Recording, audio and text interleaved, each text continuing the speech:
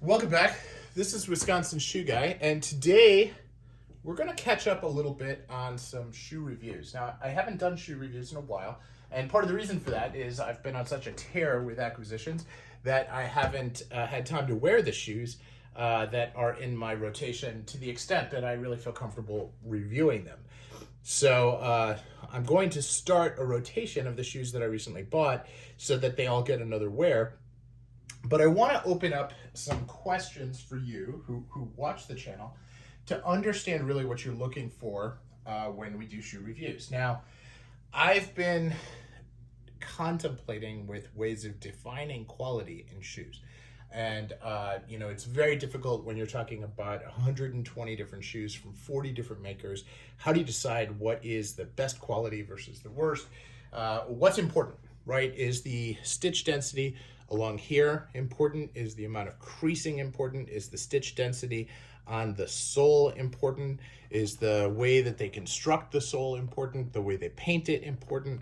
There's a lot of different things. I would argue that the most important thing is the quality of the leather, the quality of the footbed, and the outside of the sole, so that you know how well it wears. But we're all creatures of our own assumptions when it comes to these things, and most of us won't buy cemented shoes. I have a few pairs, but very few, and so we require that the shoes be stitched. Even though many of us who are really into collecting shoes will probably never have to have them resold. I mean, how often am I going to wear a pair of shoes when I have 150, right? So it's a question that you constantly have to ask yourself, what's important? So I ask you, what is important to you? As I do the shoe reviews, is it comfort? Is it versatility? Is it important what color I chose and whether I would choose that color again? Is it the sole detail?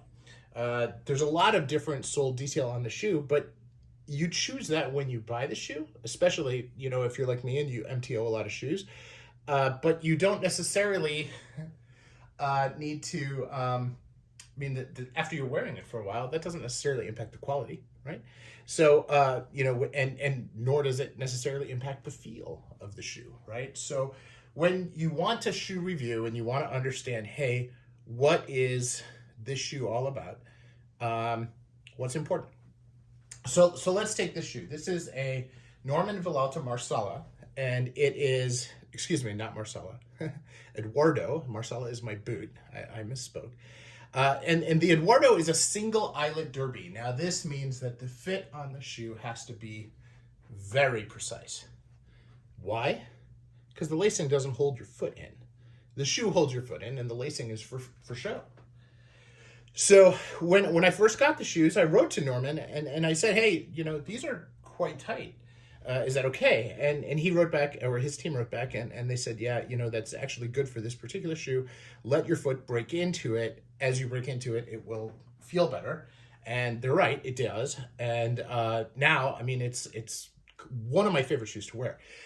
Norman Villalta has a number of really, really cool design aesthetics that are on his shoes. He has these little squares. He has these little ovals. He has these little crosses.